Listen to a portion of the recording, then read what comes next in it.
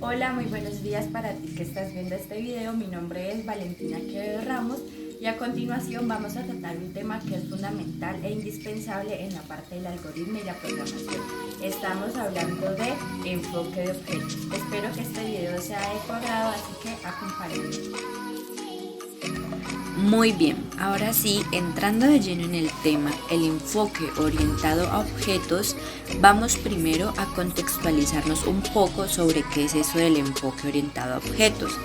Entonces, tenemos que el enfoque orientado a objetos es un método de enfoque, como su nombre lo indica, que examina los requerimientos desde la perspectiva de clase y objetos encontrada en el vocabulario original del problema. Vemos que aquí se utilizan dos términos que son muy relevantes, los cuales son clase y objetos. Entonces, podemos definir clase como un tipo de plantilla o formato para crear objetos de manera ya predefinida. Y la clase está conformada por atributos y métodos. Esto lo vamos a ver más adelante de una manera más específica. Y los objetos, pues podemos definirlos como aquellos que se crean a partir de dichas clases. Entonces vamos a iniciar por aquí, por lo que son los objetos. Vamos a ver a continuación qué es un objeto, cómo se identifican esos objetos, cómo se caracterizan, cómo se representan y cómo se organizan.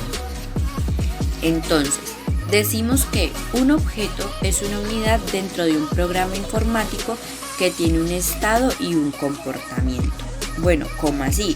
Básicamente podemos decir que los objetos son unidades que tienen una serie de datos almacenados y una serie de tareas a ejecutar ya asignadas. Y pues también es válido decir que un objeto representa alguna entidad, cualquier entidad de nuestra vida real. Es decir, alguno de los objetos únicos que pertenecen al programa con el que nos estamos enfrentando y con el que podemos interactuar.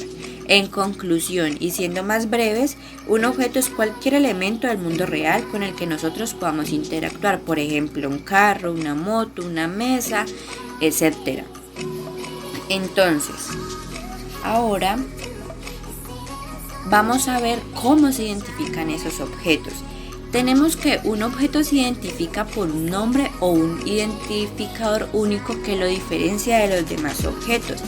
¿Cómo así? Entonces, para que nos quede un poco más claro, digámoslo a partir de un ejemplo. Tenemos que el objeto es una cuenta de ahorros, que la cuenta de ahorros es número 1234.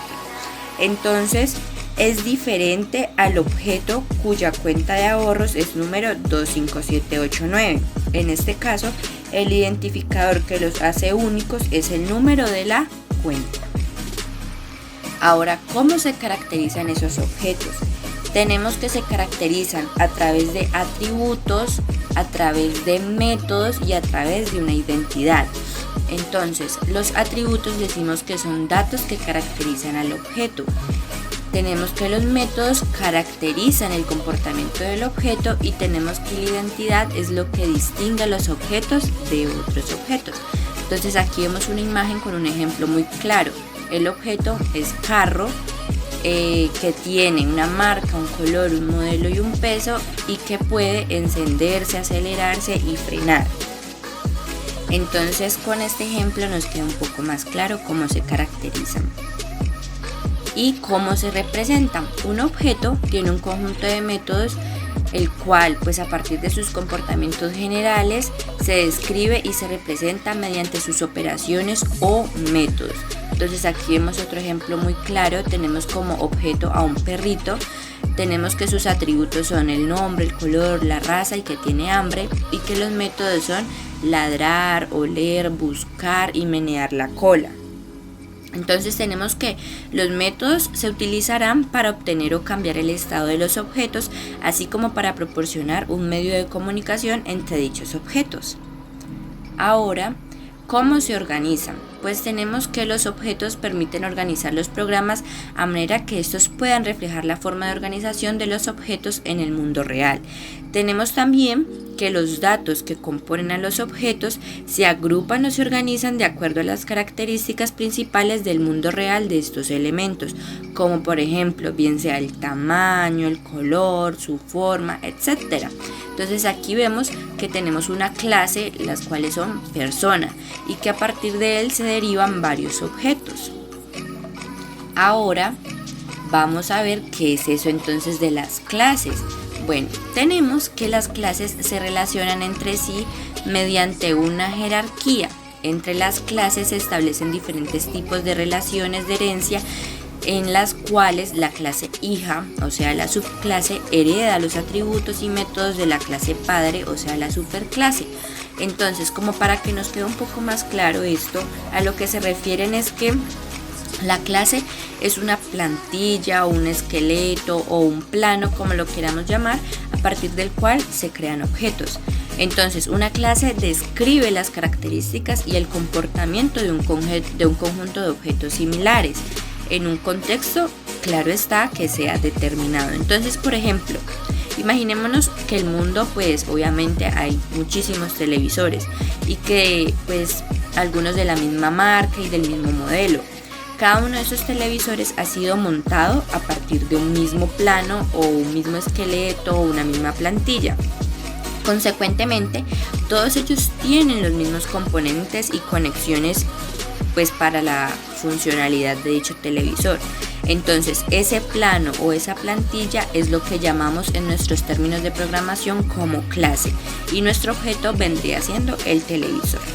Entonces, cuando nos hablan de una relación de herencia, tenemos que nos mencionan algo de una superclase. Entonces, imaginémonos que la superclase va a ser la clase avión. Entonces, nuestra subclase de avión vendría siendo clase de avión comercial, clase de avión de combate o clase de avión de transporte. Es decir, tenemos un padre, el cual es avión, y tenemos unos hijos, los cuales son avión comercial, avión de combate y avión de transporte.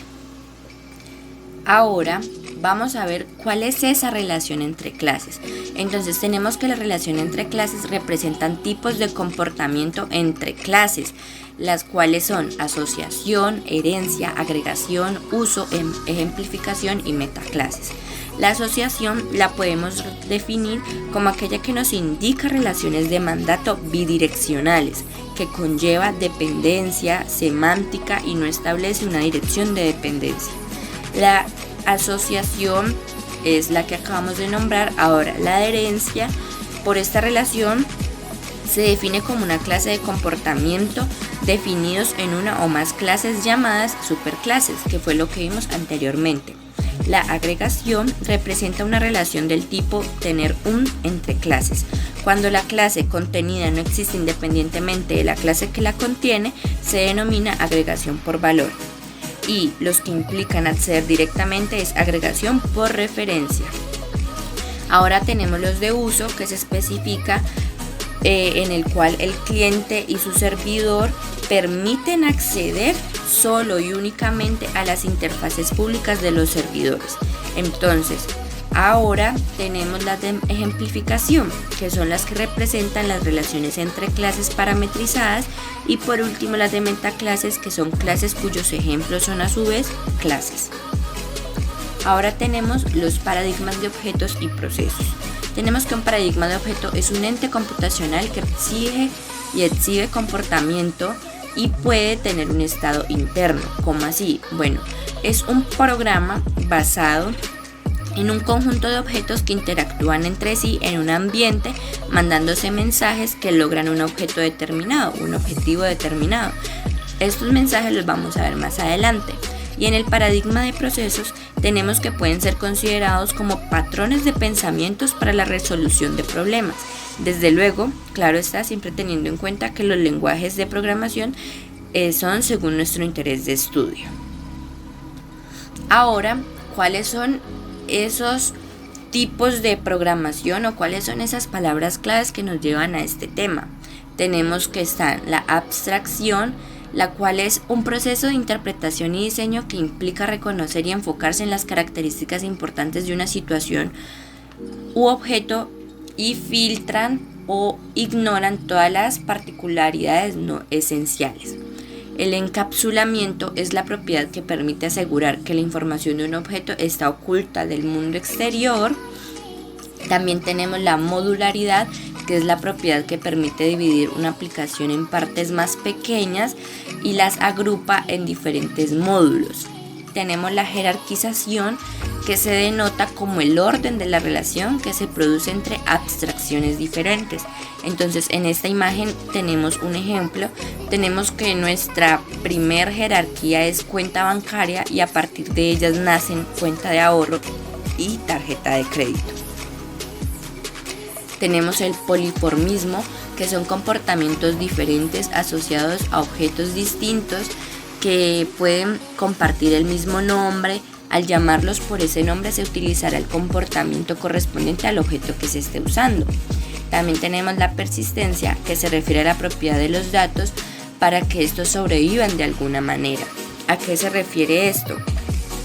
Bueno, pues se refiere a que es la acción de preservar la información de un objeto de forma permanente, pero a su vez también se refiere a poder recuperar la información del mismo para que pueda ser utilizada de nuevo. Ahora tenemos lo que mencionábamos anteriormente, que eran los mensajes.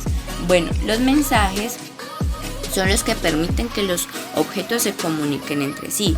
Entonces, si un objeto desea enviarle algo a otro objeto, se puede hacer a través del intercambio de información por medio de los parámetros. Entonces tenemos que estos tienen unos componentes.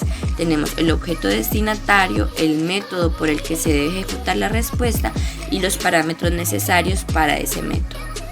Y por último tenemos los lenguajes de programación orientada a objetos. Estos que aparecen aquí en pantalla son los más utilizados. Sin embargo, a nivel general, los más utilizados en el mundo son el C++ y el Java, que pues aparentemente son los más usados actualmente. Esto es todo, muchas gracias por tu atención y espero que este video haya sido de tu agrado y que hayas aprendido algo nuevo el día de hoy.